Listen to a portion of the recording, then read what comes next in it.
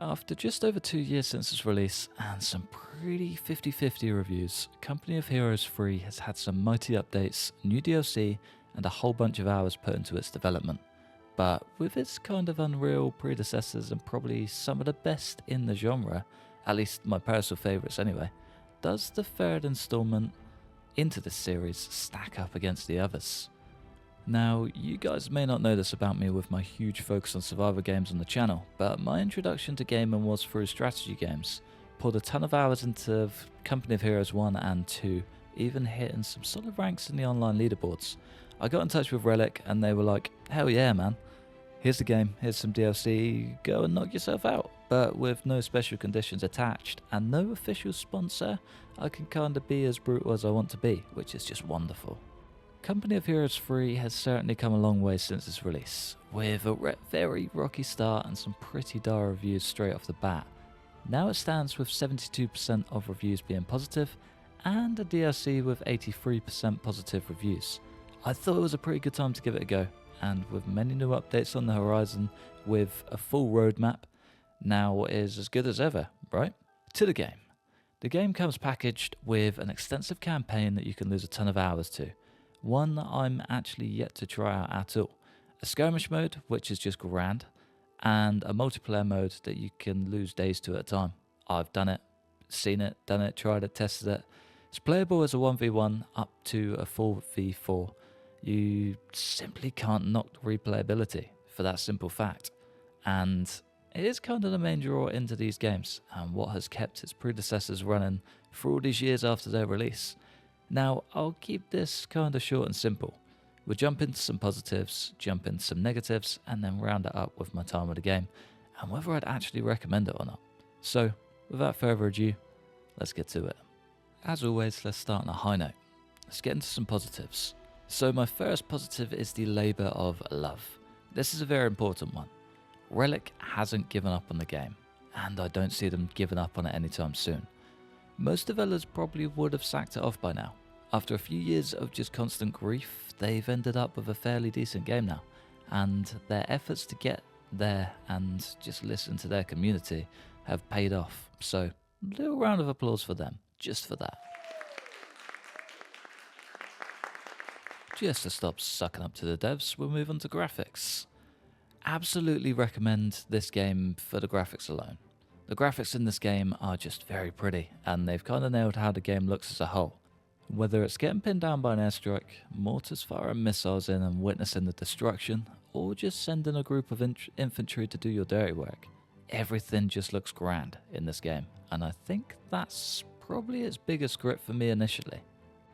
Now, whilst it doesn't have the same gritty feel as the old ones that I absolutely love, it's kind of refreshing just to take a breather into what the real world would probably look like in that situation, rather than a kind of grayed out, just deep set game, if that makes sense.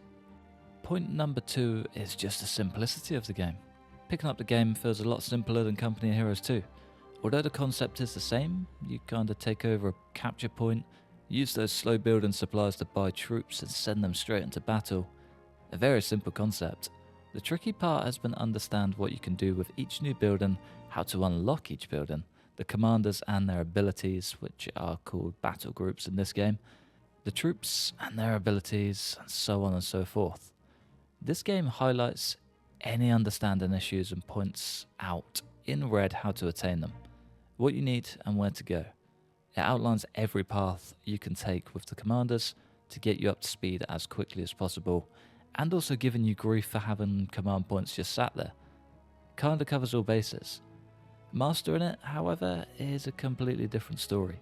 Learning your army to completion is a completely different ballgame, but that's just the joys of learning this game and committing a bunch of time to it. And with the release of new DLCs containing more battle groups and commanders, there's going to be so much more to learn as the game develops. So the gameplay was actually pretty good. I was actually very impressed, even considering its pretty 50-50 launch. The game features 4 different armies, as usual, both from Axis and Allies backgrounds. They all feature their own unit types, vehicles, battle groups, and home bases, historically accurate to their stature at the time.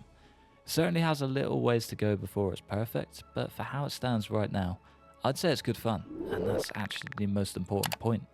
It's good fun. It's just a fun game. I can hop on and go up against AI in a 1v1 if I want, or jump online with a mate, or solo and just join in an army against 4 other people, go up against a man on his own, and just have a fun time. And sometimes that is the most important thing, especially with a lot of strategy games just being, you know, pretty far out of the ballpark with complex menus, complex everything. This you can kind of just pick up and go, which I guess it kind of has a standpoint for both either a new time player to strategy games or a long term player to strategy games. We all want different things, but as a game just alone, it's a fun game. I definitely recommend it just for that alone, if I'm honest. But as always, you can't have a pros list without a cons list, and I think this is going to be a little bit longer. Not for anything in particular, just that I have a bit more to say about it. So first things first, I kind of want to get into the comparison between 2 and 3 because it's probably my biggest con. It's a very different game, like incredibly so. The gritty, down in the trenches, full World War aesthetic that comes with the previous games in this series, this one just doesn't quite meet the same mark, and it's a kind of a big wounder for me. Doesn't quite feel like a Company of Heroes game, which brings me right into my next point.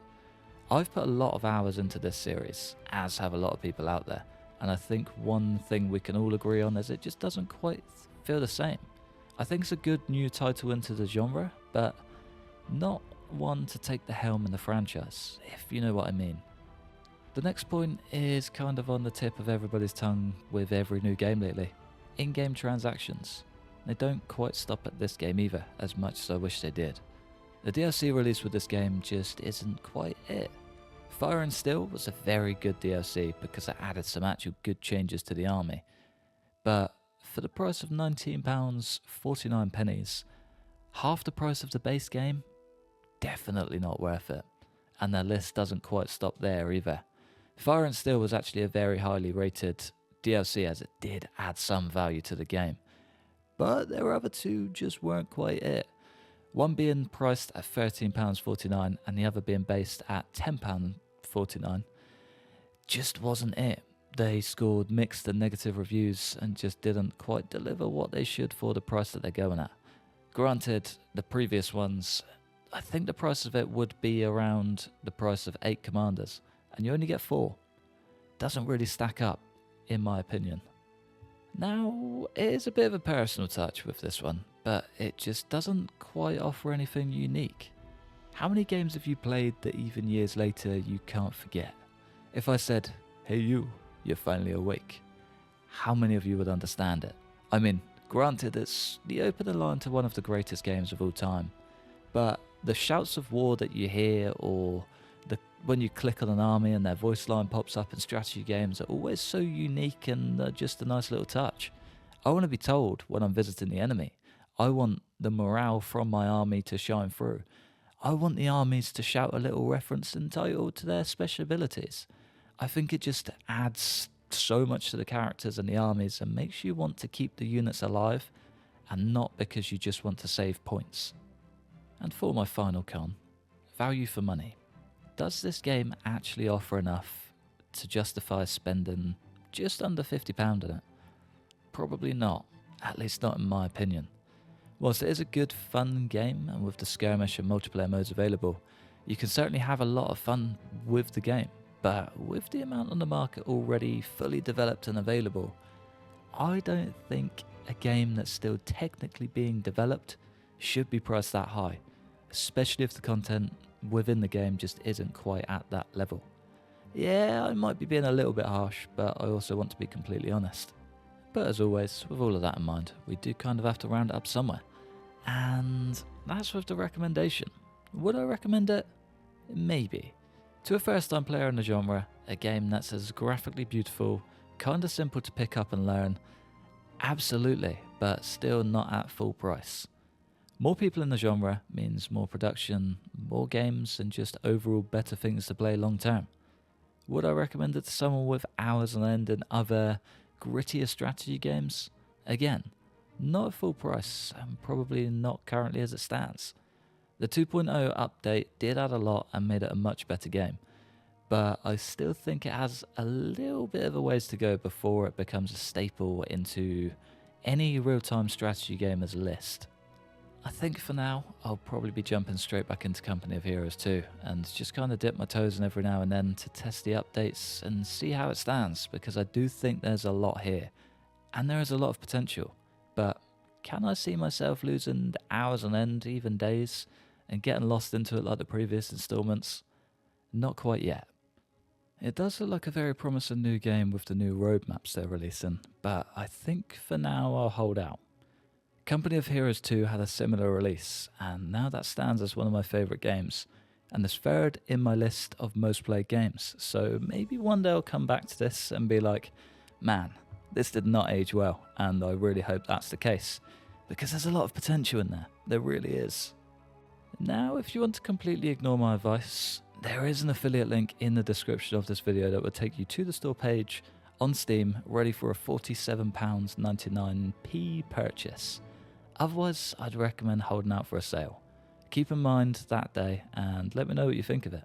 Or, if you already own it and want to say, drop a comment and let me know, because I would love to hear your thoughts. Otherwise, that's everything from me, and I'm going to love you and leave you just there. I hope you enjoyed the slight change in today's post. The members, as always, are an absolute pleasure. And yeah, as always, I'll catch you guys in the next episode. Peace.